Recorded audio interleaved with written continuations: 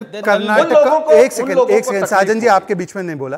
पहले तो टीएमसी ने ऑफिशियली कास्ट सर्वे और कास्ट सेंसस के विरोध किया है, कर्नाटका में डीके शिव कुमार ने किया है, हिमाचल में आप लोगों ने उसकी बात नहीं की है, उसका जवाब स्पेसिफिकली दीजिए। दूसरी बात मैं आपसे पूछना चाह रहा हूं कि जहां पर आप बोल रहे जितनी आबादी उतना हक, वैसे तो महाराष्ट्र में किसी मुसलमान को टिकट दिया नहीं, छोड़ दीजिए, मैं सिर्फ इतना पूछना चाह रहा हूं कि आपने तो ओबीसी के कोटे से मुस्लिम को दे दिया ना, तो वहां के ओबीसी का कोटा मारकर मुस्लिम को क्यों दिया? उत्तर प्रदेश में सलमान खुर्शीद ने बोला था 9% फ्रॉम 27%। आप धार्मिक आधार पर आरक्षण के साथ है, पहली बात, और दूसरी बात ओबीसी के कोटे से उनको देना, एससी के कोटे से देना। स्पेसिफिकली जवाब दीजिए साजन जी, समाजवादी पार्टी का क्या स्टैंड है, ओबीसी की राजनीति करने वाली पार्टी का क्या स्टैंड है? मैं कह रहा हूं कि हम लोग इसके खिलाफ। लेकिन आप पे एक आरोप लग रहा है शहजाद, उसका भी आंसर दे दीजिए कि आप हिंदू मुसलमान कर दिया आपने चुनाव के अंदर। और ये बड़ा गंभीर आरोप है कि आपका फर्स्ट राउंड खराब गया। नहीं, ये जो एक लॉबी आरोप लगा रही है कि आपका फर्स्ट राउंड खराब गया और उसके बाद आपने चुनाव को हिंदू मुसलमान में बांट दिया और इसका पॉलिटिकल फायदा लेना चाहते हैं। अमीश भाई, हमारा मैनिफेस्टो कहता है piped gas connection for all, tap water for all, housing for all, global manufacturing hub. हम हिंदू मुसलमान करते हैं, और जो कहते हैं सनातन समाप्त कर दो, जो कहते हैं शरिया कानून लागू कर दो, जो कहते हैं मुस्लिम जज बना दो। किसने बोला शरिया कानून लागू करने की बात? अरे पर्सनल लॉ की बात नहीं हुई है, आपको पॉइंट नंबर 7 पढ़ना चाहिए मैनिफेस्टो में। एक सेकेंड, और पर्सनल लॉ जब आया तब सुप्रीम कोर्ट ने जब शाहबानू के वर्डिक्ट को स्ट्राइक डाउन किया था, उसमें जजमेंट दिया था, तो उसको स्ट्राइक डाउन करते हुए शरिया कानून किसने लागू किया था? राजीव गांधी ने। शायरा बानू का वर्डिक्ट आया, 3 तलाक समाप्त किया, तो क्या 3 तलाक समाप्ति के साथ है? और मेरा सवाल गौण मत होने दीजिए। जी, ओबीसी के कोटे से मुस्लिम को देना, ये एक पॉइंटेड बात है। 30 सेकंड स्ट्रेट रिप्लाई, इधर उधर की बात। देखिए अमीश भाई, शहजाद भाई ने बहुत अच्छा सवाल किया है और मुझे अच्छा लग रहा है कि कम से कम आपका इतना बड़ा प्लेटफॉर्म है, उस पर हम अपनी बात रख पा रहे हैं। मैं अच्छे मन से, खुले मन से ये बात कह रहा हूं और देश के सामने कह रहा हूं कि जैसे ही इंडिया गठबंधन की सरकार बनेगी, सबसे पहले जाति जनगणना कराएंगे और जाति जनगणना में शैक्षिक बराबरी, आर्थिक बराबरी, मुस्लिम आरक्षण सही या गलत? मैं कहता हूं गलत। सुन लीजिए, संविधान के साथ नहीं है ये। देखिए, जो संविधान की हत्या है, संविधान जिस बात की इजाजत नहीं देता है वो काम नहीं होगा। 2012 और आप हिंदू मुसलमान मत करिए। और हम फिर कह रहे हैं लेकिन जाति जनगणना के बाद 2004 में इसका करने का प्रयास हुआ। अमीश भाई, 2004 में करने का प्रयास हुआ, कर्नाटक में करा गया। जाति जनगणना के बाद सिर्फ सरकारी नौकरियों में आरक्षण नहीं होगा। प्राइवेट ओबीसी समाज सुन ले कि यहाँ पर ओबीसी का प्रतिनिधित्व करने वाले मुस्लिम आरक्षण उधर से नहीं दिया जाएगा, नहीं बोल पा रहे। सुनील जी, मुझे बड़ा दुख हो रहा है कि आप कैटेगोरिकली ओबीसी समाज को आश्वासन भी नहीं दे पा रहे हैं, इसीलिए ओबीसी समाज सचेत हो जाए, इनकी मंशा सामने आ गई। जी, ओके। क्या पीडीए सरकार चलाने जा रहा है? क्या ये बीजेपी का पॉलिटिकल ट्रैप समझ में नहीं आ रहा है?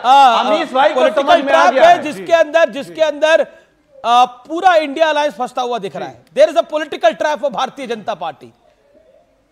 अब मैं देख रहा हूं, मैंने कल का अखबार उठाया, मैंने कांग्रेस के नेताओं की, लेफ्ट के नेताओं की, समाजवादी पार्टी के नेताओं की बातें सुनी जो वो भाषणों में कह रहे हैं।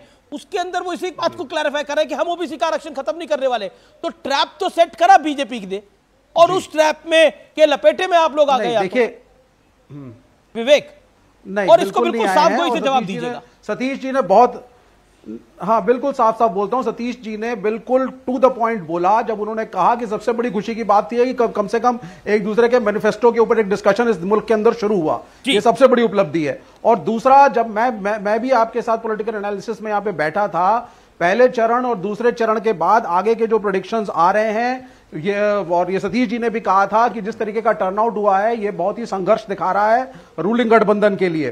तो कहीं ना कहीं उसको हम फ्रस्ट्रेशन कहें या उसको एक चुनावी रैली का जुमला कहें, क्या कहें, ऑनरेबल प्राइम मिनिस्टर और बाकी भी जो भाजपा के नेता हैं, रैलियों में बहुत लूज भाषा का प्रयोग हो रहा है पिछले कुछ समय से। अगर हम देखें पिछले 10 या 15 दिनों से, there is a lot of frustration which I can see in the top leadership. और ये आपकी मेहनत है अमीश देवगन, आपके जैसे जो वरिष्ठ पत्रकार हैं जिन्होंने सालों मेहनत करी है, और चैनल आज आपका उस पोजीशन में खड़ा है कि कहीं ना कहीं ऑनरेबल प्राइम मिनिस्टर को भी आना पड़ा कि मैं कुछ क्लैरिफिकेशन दूं, because he is not able to put the message across straight to the masses.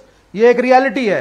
ये एक परसेप्शन जा रहा है पब्लिक के अंदर कि अब डेवलपमेंट की पॉलिसीज के बजाय हिंदू मुसलमान करने की कोशिश करके अंतिम पत्ता खेलने की कोशिश भाजपा कर रही है कि किसी तरीके से वोट्स पोलराइज हो और इनके कुछ वोट्स आए और हिंदू हिंदू कंसोलिडेट हो हिंदू दैट ये ओबीसी वर्सेस ओबीसी वोट्स को अपनी तरफ खींच के ओबीसी वर्सेस राजनीति करने की कोशिश कर रहे हैं। Nalin Mehta has a point, Satish ji has a point. Okay quickly Nalin quickly. अभी तक इस चुनाव में जब तक इस मुद्दे को खोलने से पहले अगर आप बीजेपी का सारा पब्लिसिटी देखें, मैनिफेस्टो देखें और सारे स्पीचेस देखें तो कोर मुद्दा डेवलपमेंट ही था।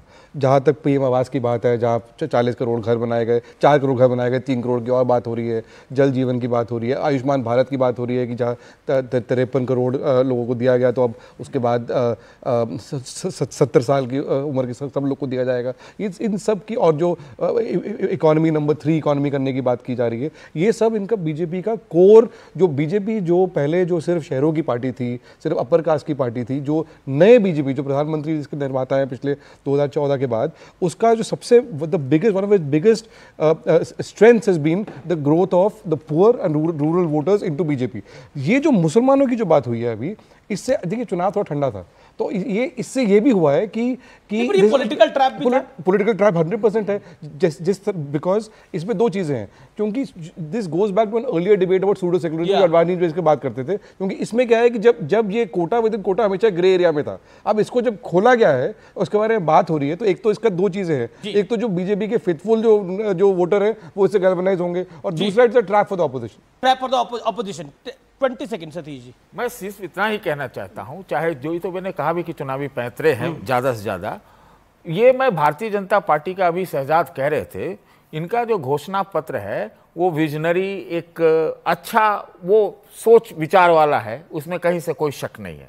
लेकिन जो कांग्रेस पार्टी का जो घोषणा पत्र है वो आप समझिए कि वो आप पार्टी के स्टाइल में और भारतीय जनता पार्टी के 2014 के स्टांस में है, जहां पर 15 लाख और नहीं सुनिए, 15 लाख और 2 करोड़ नौकरी की बात की गई थी।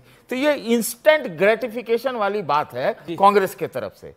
मोटी बात मेरे हिसाब से ये है, जो जिस बात का मैं प्रवर्तक हूं वो ये है कि जो लिबरलाइजेशन के पोस्ट फेज में आर्थिक सामाजिक नीतियों को रिविजिट करने का एक टाइम आ गया है।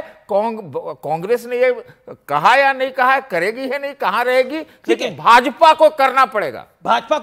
लेकिन अब देखते हैं कांग्रेस के विरासत टैक्स लगाने के मुद्दे पर प्रधानमंत्री मोदी ने अपने इस मेगा इंटरव्यू में आखिरकार क्या कहा है।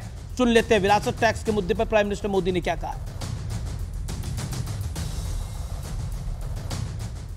सैम पिट्रोडा जी ने जो है इनहेरिटेंस टैक्स की बात की, जो हम लोगों की जमा पूंजी है, जब हम अपने लोग पूरा बचाते हैं अपने फैमिली के लिए, जब हम उसको अपने आने वाली जनरेशन को देंगे तो उस पर भी टैक्स लगेगा और ये टैक्स बहुत बड़ा टैक्स हो सकता है।